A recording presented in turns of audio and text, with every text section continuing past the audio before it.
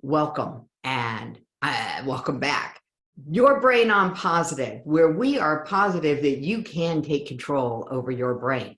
And how we control our own brain influences how we show up for the other people in our lives.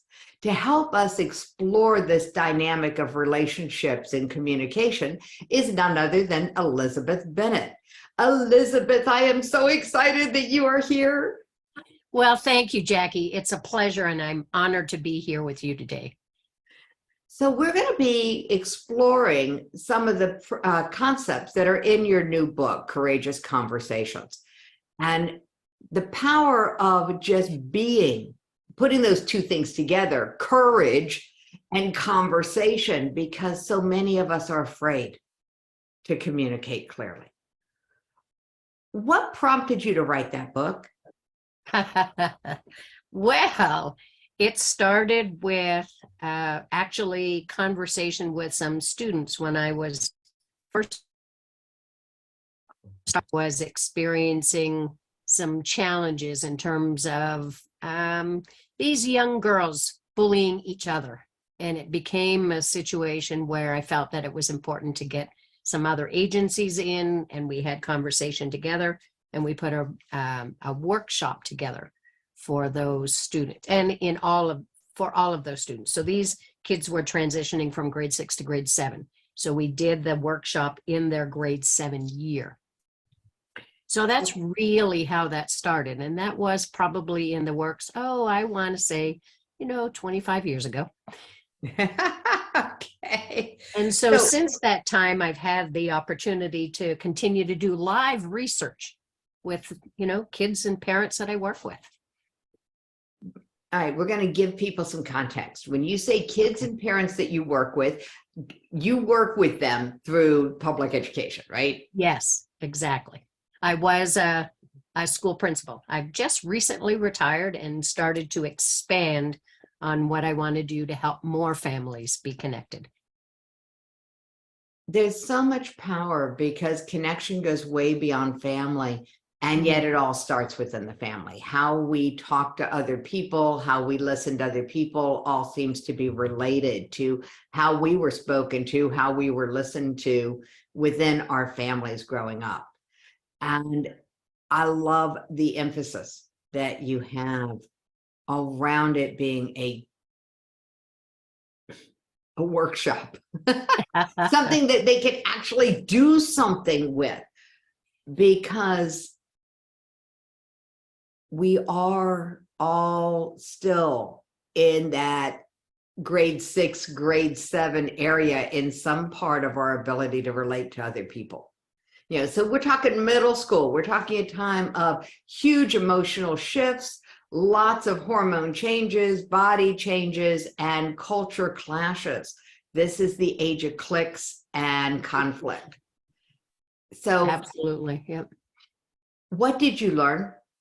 I know you have 5 ways of helping people when it comes to improving their ability to communicate. And it's one of the things in your book. It's not your whole book. Yes. So we're going to deep dive into those 5. But beyond those 5, what did you learn with all the years of working with this age group on this concept?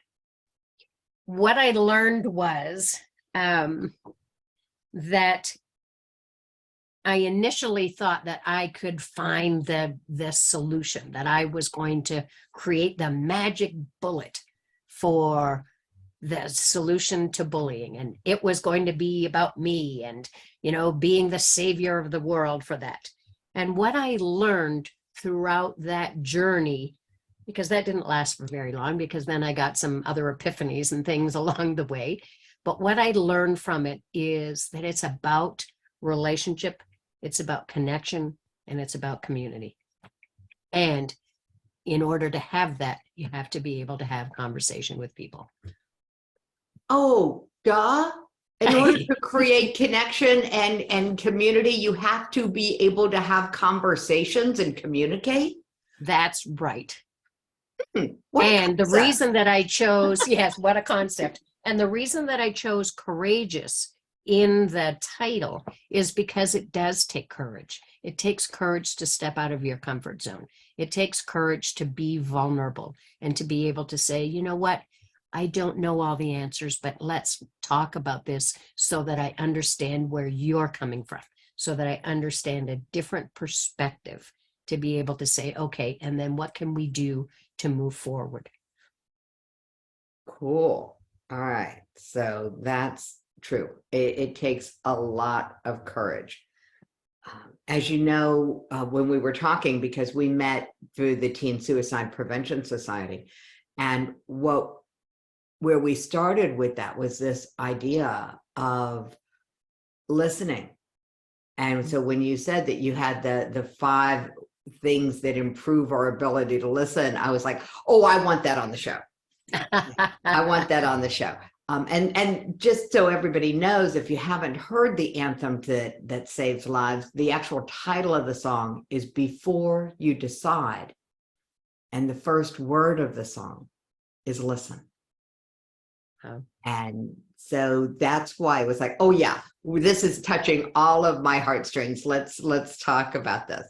Okay, so take us into these 5 things that improve our ability to listen. Okay, so I call them the 5 strategies of dedicated listening, and they don't have any particular order, but so I'll just start with them. Understanding versus judgment is the first one. So, and under each one, so the first one is look beyond the behavior and be curiously engaged. Another part of it is emotions are complex. And then the third bullet is behavior is a form of communication. Oh yeah. You know, actions speak louder than words. Isn't that? Yep, Yeah. absolutely. What is it?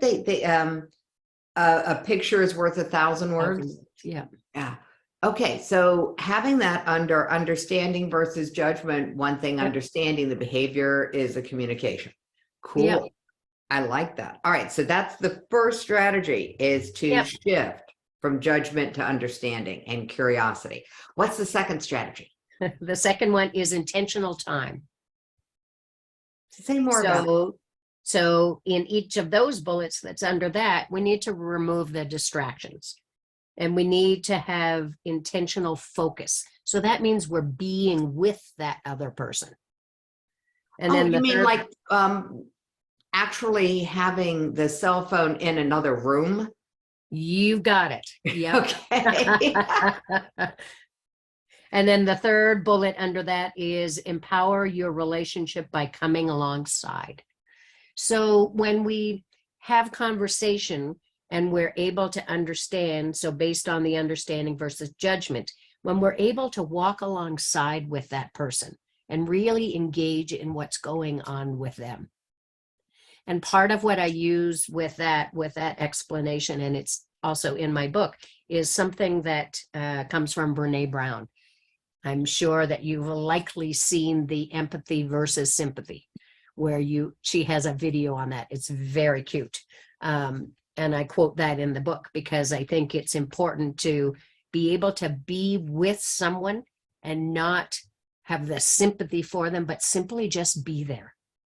And sometimes that is in silence. And sometimes that is just listening. Lovely. Cool. All right. So we have understanding versus judgment. We have intentional time, Yep. including the awareness that sometimes being with someone in silence is the best way to be with someone. Yep. Cool. All right. What's the third one? The third one is finding flow. So in this particular topic area, it's allowing your team to guide the conversation. The second bullet is genuinely acknowledge your team for their contribution to the conversation. And then the third one is to use a variety of questions or conversation starters to get the ball rolling. Oh, now there's a big clue right there, because it's one of the things that I'm hear a lot about, especially with conversations that matter, you know, the tough topics, if you will. Mhm. That getting a conversation started if teens are in the habit of having good conversations with their parents in the first place, then when a conversation on a tough topic needs to occur, it would be a lot easier because conversation in and of itself is already occurring. Yes. The challenge, though, is oftentimes parents don't know how to get that conversation started. So I provide the opportunity and some samples of conversation starters or just different kinds of questions. Got it. I love it. Okay. So understanding versus judgment, intentional time, finding flow, which is about getting it started because it can't flow if it never gets started. Right. Cool. All right. What's the fourth one? Understand first and speak second. Whoa. So the first bullet under that is asking about what your role is. So as a parent, we often want to solve the problem right away or come up with, things that are in our brain and we want to spew them out on our child. So this is an opportunity to ask what your role is. Would you like me to listen? Would you like some advice on this? Do you just want me to sit here and let you spew off whatever is going on in your life at the moment? It took my daughters being in their 30s before they finally got clear with me, Mom, I'm just calling to vent. Okay, that's it. Yeah. Don't try to solve this because I'm a Right. problem solver by nature, like many parents are. Yeah. And yet that's really fascinating. Okay, cool. All right. The next point of it is to share solutions only if requested. Oh, wait till you're asked. That's right. Ooh. Ooh, And boy, the that's third not bullet- so easy. No, it's not. And then the third bullet is to provide alternative perspectives. Have you considered this? Or let's take a look at it from another person's perspective so that they get a chance to see the impact of perhaps what they're thinking about or something they've done or said or so on, to be able to give it out there. Yeah. How many times I jumped to that before my daughters felt heard. Right. It's just that's really near and dear to my own education, courtesy of my own daughters, is that if I went there too soon, they didn't feel heard and they felt like the other person was more important than their own emotions around it. So that's really key. I love the fact that that's, in perspective of these other things we've already talked about. Okay, understand first and speak second. That one's very clear in my brain. And then the last one is about reflective engagement. Okay, So so that's- unpack that one. Reflective. Okay, so that's to choose to let go of your answers and your solutions. The second point is use a few of your teens' words to ask a question so that you're demonstrating that you're actually listening. So this is one of the things that was very challenging for me. I was taught to reflect back by paraphrasing to make sure that I understood. Yeah. And the reality is that didn't help people feel heard. It might have helped me feel like I understood, but it didn't help the other person feel like they were being heard. It was reflecting back exactly what they said that made them feel heard. Yes.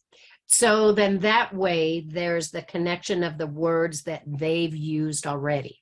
And, I caution people about that too. And it was similar to what you said. You don't want to end up sounding like a psychologist, but you want to be able to capture used and then ask them about, so tell me more about that. And so tell me more about and using their specific words. Yes. Got it. And that's really key. And then the last part is really that acknowledging, and it's in there to acknowledge that you really are listening, because by doing that and by saying those things and by getting engaged in what they're sharing, they'll know that you, and they'll be able to acknowledge to you that you've been listening. Cool. All right. So are you still doing workshops around? Yes. That's really lovely. Are you doing them just for kids now? I mean, because this is the public discussion of us getting to know each other. Is a lot of times that's what happens on Your Brain on Positive. Is I'm positive that I want to have a conversation with you. Let's just go ahead and have it where other people can listen in. Okay. So are you still doing it for that age group, grade 6 and 7, or tell me what's up? Okay. So really, the title of the book initially was because I love teenagers the best, right? I love their piss and vinegar and their hormone rages and the defiance and the particular part about eye rolling and just everything that goes into making the whole package about teenagers. So when the focus of that, because naturally when people say, okay, you're going to work with somebody, you're going to do something, and you have to niche down and you have to pick a particular topic and a particular. Okay. Whoa. That we're going to unpack that for just a second, because what you're talking about now is how most people teach marketing. Right. It's not how I do it in the messenger community and in the certification program that I have. That's not how I teach marketing, but it is how people tried to train me to market. What's your experience with that, being told to niche down? And well, a couple of things, right? One of them was about that with the book as well, because I had to pick a target. Who was that reader going to be? Who was that one person that I wanted to speak to? And so when I was sort of navigating through that and sort of as people walked alongside of me to say, this is what you need to do because this is the best way to write your book, then I chose teenagers because they are complex. Their behavior is all over the place depending on any given moment. And so that's what I targeted with. However, that's not, the book can cover way more than that. Wait, whoa, I'm confused. So if I'm confused, other people are going to be confused. On the one hand, I'm hearing you say that you wrote the book for teenagers. Well, I wrote the title book of the book parents. For parents. Okay, good. All right, let's get clear. For parents of teenagers. Right. Okay. So the premise behind the book is, how do you communicate with a teenager? Right. And I'm going to just put it out there that if you can successfully communicate with a teenager, your communication with everybody in the world is going to improve. Absolutely. So it has a really toughest audience. Yeah, it has a really broad application. It's sort of like that song, New York, New York. If I can make it there, I'll make it anywhere. Yeah. So the communication with teenagers, when we can do that effectively, we can then communicate with everyone because the skill set is universal. Yes, absolutely. Okay. You've hit upon something really key that I want to highlight for everyone around marketing and business, because it's one of the most misunderstood things in the world. When you narrow your focus in your writing, in whether it's a book or writing copy or writing a message of any kind to one person, everyone can hear you. When you try to write something to everyone, no one will listen, because it's just the way the brain works. The more clear you are in your consistency, so that you're always writing to the same person, it makes marketing so much easier and way, way, way more effective. Because if somebody doesn't have teenagers, they're going to say, yeah, that sounds really good. Do you also work with? It doesn't limit who hires me. It doesn't limit who hires you. It doesn't limit who wants you to do a workshop for them on this topic. What it does is make it really, really clear that you're an expert on this topic. niching is not what most people think it is. It's not about who you work with. It's about who you write to. Mm-hmm. It's a very, very clear example. And I appreciate you letting me just do my rant in there about this, because it's one of my pet peeves. People are afraid they're going to leave money on the table if they niche down. And the reality is that when they are focused on writing to one person, which is the purpose of niching, is so you can easily write emails and easily, communicate. You're heard by more people. Your voice is a lot clearer because your message is consistent. Took me a long time to figure that out. People were very confused by me because I had one message if I was talking about the Teen Suicide Prevention Society, and one message if I was talking about the conscious transformational coaching, my work with advanced coaches and healers, helping them have more revenue. And people were like, it's a little crazy. It was in our conversation when we first met, Elizabeth, that I got the aha moment, which is, oh, everything I do is about getting your message into the world, about speaking up. Mm-hmm. And once I had that, I was able to start looking at my own messaging and where it could be clearer on your message in the world comes out clearly when you're confident.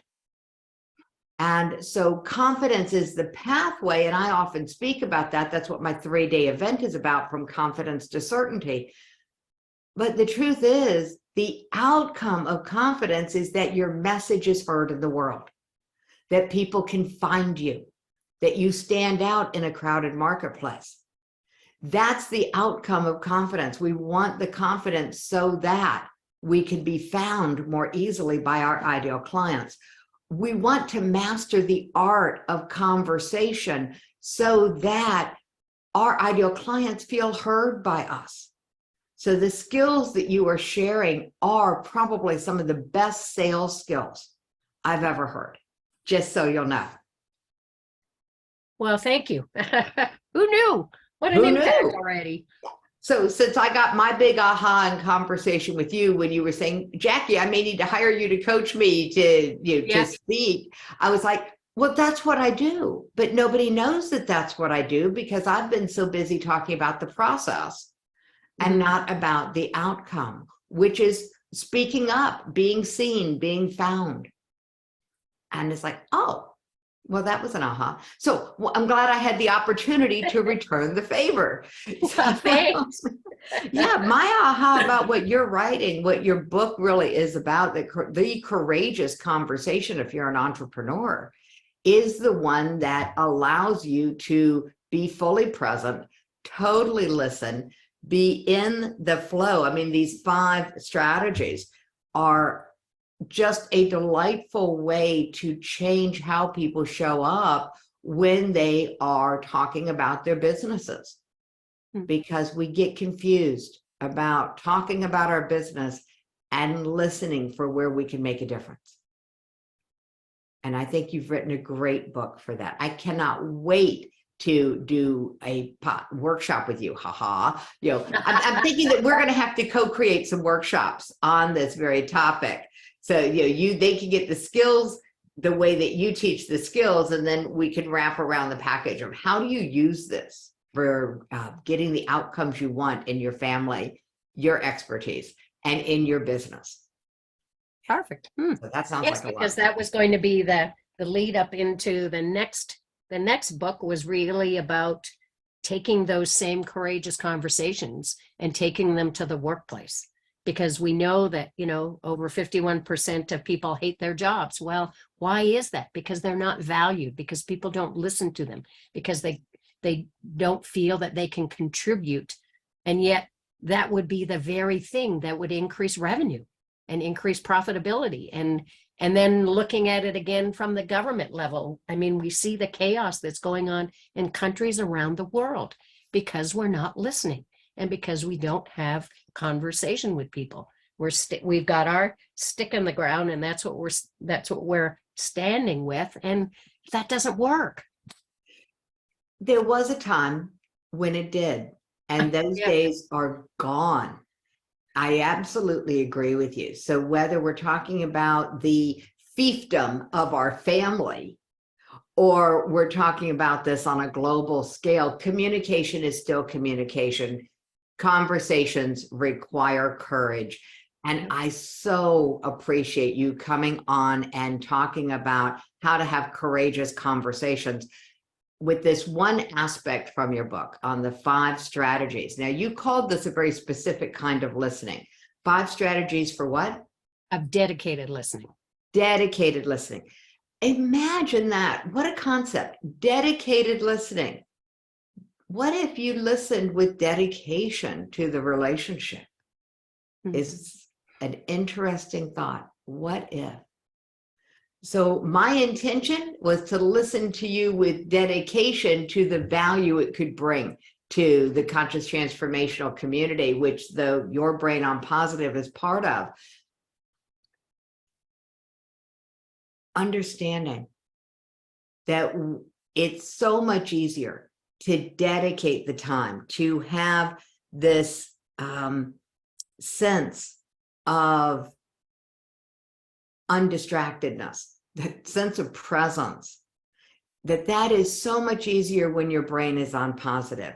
And that's a powerful place for everybody to play. What's one thing you do every day or consistently, Elizabeth, to keep your brain in a positive mode? What do you do to improve your attitude?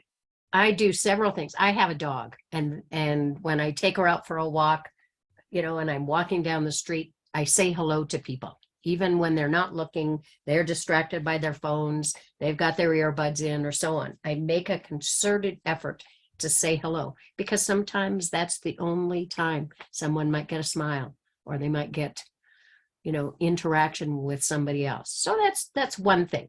I'm grateful. So I send gratitude to the world every day.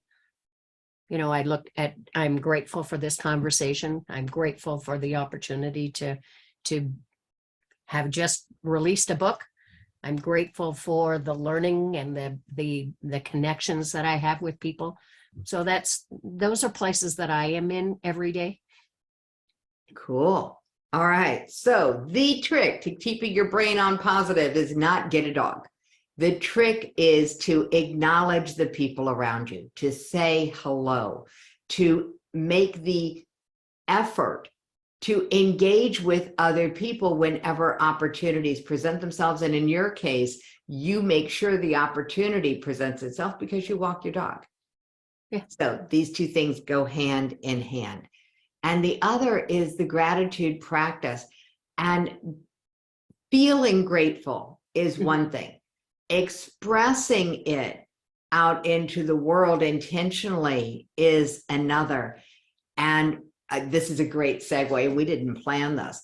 I'm actually releasing a new training on a very specific platform that is on active gratitude, which is my take on how you shift a gratitude practice to something that actually impacts your brain in a positive way longer. So that's my current project in the background. I'm a neuroscience-based kind of positive psychology, not in a psychologist way as far as depth, but in a layman's way as far as just absorbing it through my skin.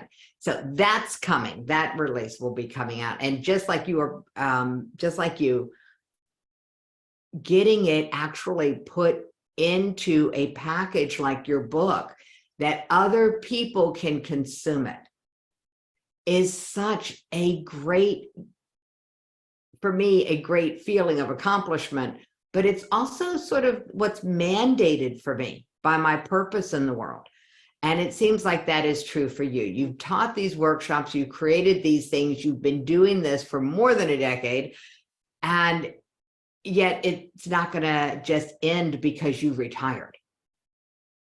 Now you've got a legacy and other people can consume it and they can use it. And I am just grateful that you took that route and that you got that done. What's amazing is that you got that done right before we met. I mean, the book launched the day before.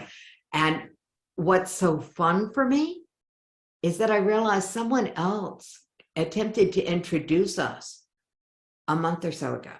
Mhm. And we didn't connect then. We only connected with this new current introduction. It was like, oh, I have this name already, but I didn't know that until this And morning. I noticed it too. Yeah. So we are grateful for our connectors. In this case, it was Michelle Nedlick, who does that fun podcast of So Happy to Offend You. She interviewed me yesterday, so that'll be coming out soon. And Bruce Barnes, who has his Unleash Unlimited Potential. He also loves to work with kids. And so I'm not surprised about your connections there. We will have a lot of other conversations coming up on the Your Brain on Positive podcast. Elizabeth Bennett, thank you for being part of our world and sharing your courageous conversations with us. Thanks so much, Jackie. It's been a pleasure. We'll see you all on the next episode. And in the meantime, keep your brain on positive. It is your brain after all. Don't let anyone convince you to be negative. It's just not worth it.